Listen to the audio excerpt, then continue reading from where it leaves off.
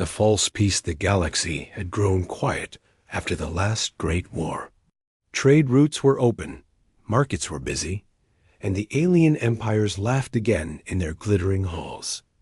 They believed humanity was done, broken, a people who would never rise. Again, on the edge of Zareth space, Commander Voreth sat in his high chair aboard the battle station, Iron Spear. His golden armor gleamed under the chamber lights as he read the latest report. Humans, still repairing their shipyards. 1. Officer said, no sign of fleet activity. Voreth smirked. Good. That means they have accepted their place. Weak traders, harmless travelers. The other officers laughed. They remembered the last war, when humans had been outnumbered and outgunned. The Zareth fleets crushed them in days. The only reason Earth still existed was because the Council forced a peace treaty. To the Zareth, humanity was no longer a threat, just another minor species, clinging to life. But deep in the shadows of space, something else was happening. A warning ignored 3 days earlier, the humans had sent a message to the Zareth frontier worlds. A simple, clear warning. Withdraw your patrols from our borders. Do not enter human space. The Zareth Council laughed at the message and deleted it. They believed the humans were bluffing. Now, in the mining colony of Drentar, workers loaded cargo ships with ore. The air was thick with dust, the ground trembling with the hum of giant machines. No one noticed the faint vibration in the air, like the low growl of a predator in orbit. A lone deep space sensor lit up. An operator leaned forward.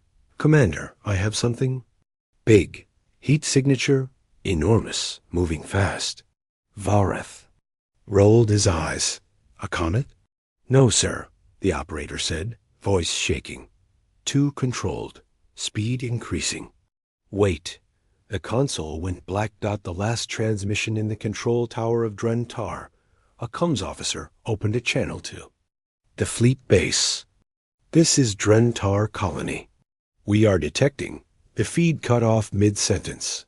No explosion, no noise. Just silence. From orbit, the battle station Iron Spear sent 2 patrol frigates to investigate. They found nothing, no debris, no bodies, no ships. The colony was gone. Literally gone. The land where it stood was nothing but scorched, glassy black rock. Dismissed back in the council chamber, the Zareth lords argued. Pirates, one said. A mining accident, another guessed. Voreth slammed his fist down. We will investigate. But do not be distracted by human fairy tales. They want us afraid. We will not give them that satisfaction. Still, something in the commander's gut felt wrong. The colony had been erased with surgical precision. No pirates could do that. No accident could leave nothing behind. The hook that night, aboard Iron Spear, the stars over the Zareth border shimmered strangely. A watch officer noticed it while sipping his drink. Sir, do you see that? He asked the deck captain. What? The stars? They're moving. The captain laughed. You've had too much to drink. But then the shimmer grew. The stars bent like ripples on water. And something massive slid out of the darkness. It had no markings. No transponder signal. Its hull was blacker than the void itself. And yet, it moved with terrifying grace. The watch officer's heart pounded. Sir, that's no comet. On the captain's console, one word flashed in red. Incoming. The humans had returned. The first strike, the shadow in space, grew larger. Every second, more of its hull became visible. No lights, no insignia. Just a black warship that seemed to drink in the starlight. The Iron Spear's scanners struggled to lock on. Data came in, broken and distorted, as if the ship itself was bending signals away. Range 50,000 kilometers, the watch officer said, his voice trembling. It's massive. How massive? The captain demanded. The officer swallowed hard. Sir, bigger than a dreadnought, maybe bigger than the Iron Spear itself. The first move on the human warship's bridge, Captain Rourke stood in silence. His crew worked with calm precision, their faces lit by the glow of darkened consoles. "Target acquired," said his weapons officer. Rourke's voice was steady. "No warnings, no transmissions. Execute." A low hum filled the ship. Invisible. Energy built up along the warship's flanks. Then, without a single flash beams of compressed particle fire shot across space dot from the Iron Spear, they never saw it coming. Impact the first shot tore through the nearest Zereth patrol ship, cutting it in half before it could even turn its shields on. The second shot hit the second frigate, melting its engines to slag. Both ships drifted, powerless, venting fire into the void. On the Iron Spear, alarms screamed. "Shields to maximum." Voreth roared. "Lock weapons." But the enemy ship was already moving. Not fast, just deliberate. Like a predator closing on its prey. The impossible maneuver, the black warship tilted slightly, its hull bristling with launch bays. Dozens of metallic pods streaked toward the Iron Spear. Missiles incoming. A Zereth gunner yelled. Voreth grinned. Sharply. "Destroy them." Turrets fired. Most of the pods exploded, but the rest stopped. They simply stopped mid-space. Then, with unnatural speed, they curved around and slammed into the Iron Spear's shield grid. The entire station shook. Lights flickered. "What was that?" the captain demanded. They bypassed the shield, sir." Inside the Beastin, the human ship, the boarding teams prepared. Armored soldiers, their visors glowing faint blue, checked weapons and linked their suits to the ship's AI. One soldier grinned. "They thought we were gone." Rourke simply nodded. "They forgot what we are." The hook for next part back on the Iron Spear. Commander Voreth received his first clear visual of the enemy ship. The image froze on his screen, its silhouette. Unmistakable. A gasp ran through the room. That's a human warship. A Leviathan class." Voreth shook his head. "Impossible. They destroyed those decades ago." "No, sir," the watch officer whispered. "They didn't destroy them. They hid them." Outside the viewport, the Leviathan turned slowly, its massive broadside weapons now aimed directly at the Iron Spear. Boarding the Iron Spears. Hull groaned under the pressure. Alarms blared. Crew members ran in every direction, shouting orders and sealing bulkheads. But the humans were already inside. The breach, heavy blast door on Deck 7 suddenly bulged inward. Metal screamed. Then it tore open with a deafening crack, chunks flying like shrapnel. Through the smoke, shadows moved tall, armored figures in black exosuits. Their visors glowed cold blue. Each step they took echoed like a drumbeat of war. Lead human raised a weapon the size of a Zereth soldier's torso. One short burst, and the corridor filled with searing plasma bolts. The defending guards didn't last 10 seconds. Precision and Nahad. Silence Commander Voreth watched from the security. Feed, his claws gripping the edge of the console. "They're cutting through every checkpoint," his officer reported. "We can't slow them down." Voreth slammed his fist down. "They're only a handful. Overwhelm them." But numbers didn't matter. The humans moved like they had rehearsed. This 1,000 times. They didn't waste bullets. They didn't shout orders. Every movement had purpose. A message from the past one human soldier stopped briefly at a corridor junction. He reached into a pouch and pulled out a small metal plate. It was old, scratched, but its engraving was clear. Leviathan 07. Never. Forgive, never forget. He placed it on the wall, right where the camera could see. Voreth stared at the image. His blood ran cold. "This isn't random," he whispered. "They came here for revenge." The engine room, the boarding team's real goal, was the Iron Spear's reactor core. They cut through the security gates with magnetic breachers, ignoring incoming fire. A single detonation device, small enough to hold in one hand, was slapped onto the main coolant line. Cores under our control, the human leader said over comms. Phase 2 ready. Desperate Measuress Voreth ordered the self-defense system to vent atmosphere from the breached decks. But when the vents opened, nothing happened. The humans had already locked the controls. They're inside our systems. The engineer screamed. Voreth's spines trembled. And we are already dead. The hook for next part, the humans didn't rush to detonate. Instead, they sent a transmission to the Iron Spear's bridge. It was Captain Rourke himself. Stand down, he said, his voice calm but heavy with meaning, or we finish what we started in the Outer Rim. Voreth recognized the name instantly, and he remembered the battle Rourke was talking about, the one the Zareth Empire had never admitted they lost. The Outer Rim the bridge of the Iron Spear, was silent. Every officer stared at the main screen, frozen. Captain Rourke's face filled the display, aged, scarred, but his eyes still burned like a star on the verge of going supernova. Name they fear Edverth's second in command whispered. That's him. The ghost of Outer Rim. The title wasn't given lightly. 10 years ago, during the siege of Myro 7, Rourke commanded a single human warship against 5 Zareth cruisers. By the end of the day, all 5 were wrecks. The humans never explained how they did it. The Zareth never spoke of it again. Until now. The memory of defeat Voreth's claws dug into the arm of his chair. He remembered that day all too well.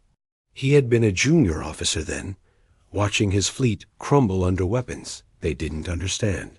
He had sworn that if he ever saw that human captain again, he would destroy him. Now, Rourke was on his screen inside his ship, and Voreth realized the truth. He wasn't the hunter. He was the prey. Rourke's terms. You have 5 minutes to power down your weapons, Rourke said. His voice wasn't loud, but it carried the weight of something inevitable. If you don't, I'll turn your ship into a drifting coffin. You can't fight the whole Empire, Voreth growled. You're mistaking me for someone who cares about odds, Rourke replied, leaning closer to the screen. I only care about promises kept. And I promised your people they'd regret. Myro 7. Signs of collapse on the tactical display. Voreth saw something alarming. The Iron Spear's escort ships, 2 destroyers and a frigate, were backing away. They weren't retreating because they were ordered to. They were retreating because they recognized Rourke's ship. They're abandoning us, one of Voreth's officers said in disbelief. The countdown begins. The humans sent a second transmission. Just 3 words. 4 minutes left. Voreth felt his chest tighten. His crew's eyes turned to him, waiting for an order. Surrender would mean humiliation. Fighting would mean death. And in that moment, Voreth understood what the warning in the diplomatic channels had meant. Human warships are relentless. They do not bluff. Hook for next part Voreth's mind raced for an answer. But before he could decide, the Iron Spear's sensors lit up with a massive incoming signal. Another human warship had just arrived, and it was bigger than Rourke's. The second shadow the first time Voreth saw the Iron Spear. He thought it was the biggest warship he'd ever face. He was wrong. The arrival from the darkness of space, a shape emerged. At first, it was just a shimmer in the void, like a trick of the sensors. Then the shadow grew, blocking out stars, until its armored hull reflected the light of the nearby system's sun. The ship's name appeared on the scanner. HMS Vengeance. It was more than 3 times the size of the Iron Spear, bristling with weapons whose energy signatures made even Voreth's engineers go pale. No one in the Empire had ever seen it before. And somehow, the humans had kept it hidden. The weight of silence on the bridge of the Iron Spear. Captain Rourke didn't say a word. He just turned his chair slightly, watching the shock spread through Voreth's crew via the open comlink. It was a message without words. If you thought I was your problem, you haven't met my friends. Panic in the Empire's ranks. One of Voreth's officers spoke up in a trembling voice. Captain, the other Imperial ships are gone. They've jumped to warp. They've abandoned us? Again, another whispered. Voreth's claws clicked against the console. This was no longer a standoff. This was a hunt. The Vengeance speaks. The HM's Vengeance sent a single transmission. No threats, no insults. Just coordinates and a countdown. 3 minutes. Voreth's first officer stared at the numbers ticking down. They're giving us time to leave, he said. No, Voreth replied. They're giving us time to run before they erase us. Decision time. The bridge felt smaller, the air heavier. Voreth could almost hear the ship's hull groan, as if it knew what was coming. His pride screamed to fight. His survival instinct whispered to flee. And then Rourke's voice came through again, low and calm. 2 minutes, Voreth.